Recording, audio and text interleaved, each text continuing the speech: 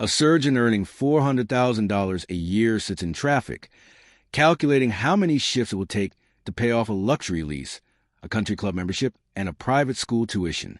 2 lanes over, an unassuming high school teacher in a 10-year-old sedan listens to a podcast completely debt-free, with 6 figures compounding quietly in the background. Society tells us that wealth is loud, visible, and directly tied to how much money flows into your bank account each month. But the data reveals an uncomfortable paradox. Nearly half of 6-figure earners in America live paycheck to paycheck, permanently trapped on a moving treadmill they cannot step off. Real financial stability is rarely about how much you bring in. It is about how little control the outside world has over what goes out. And today, this is Money Explained. Every modern digital platform is engineered around a single biological exploit: dopamine-driven friction removal. One-click checkouts, algorithmic ad placement, and deferred payment schemes are designed to bypass your prefrontal cortex, transforming conscious decisions into impulsive physical reflex. The modern economy does not want you to build capital. It wants you to act as an instantaneous conduit for consumer debt. If you're fascinated by how money, psychology, and global power really operate beneath the surface, subscribe to Money Explained, leave a like, and share this with someone who values the truth over appearances. Now, let's look closer.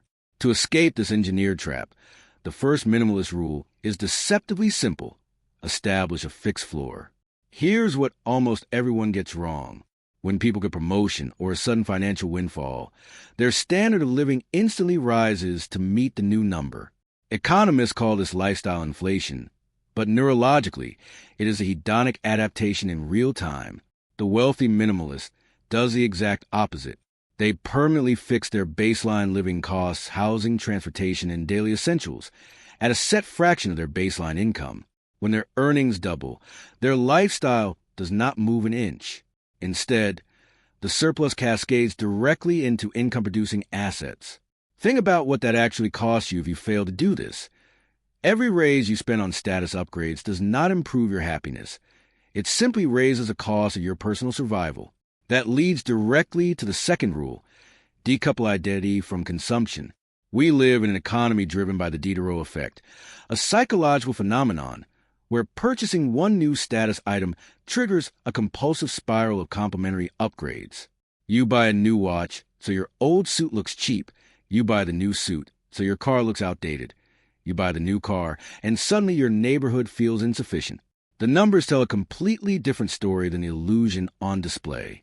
Conspicuous consumption is almost always a lagging indicator of insecurity, while quiet minimalism is a leading indicator of real sovereignty.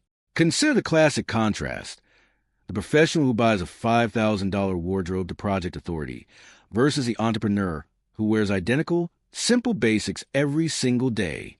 One spends hours in capital managing external perception. The other preserves cognitive bandwidth and liquidity to deploy when markets bleed. On the surface, it looks like success. Beneath it, that's where the real damage occurs. The third rule operationalizes this mental sovereignty: the 72-hour friction buffer.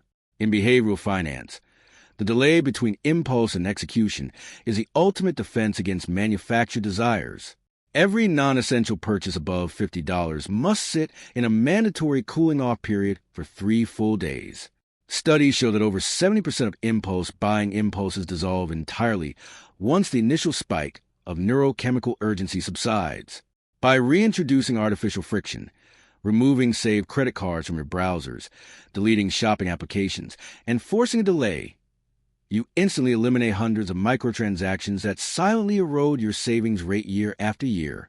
Here is the ultimate twist that modern consumer culture will never advertise to you. The goal of minimalist money management is not deprivation, restriction, or living an ascetic life. It is the asymmetric accumulation of personal autonomy. Money spent on material displays buys you temporary admiration from strangers who are actually just imagining themselves in your position. Money saved and quietly invested buys you control over your calendar, the power to walk away from toxic environments, and total ownership of your mental sanity. True wealth is not the cars you drive or the labels you wear. It is the invisible, unspent capital that allows you to wake up tomorrow morning and answer to absolutely no one. Thanks for watching Money Explained. Don't forget to subscribe, and I'll see you in the next video.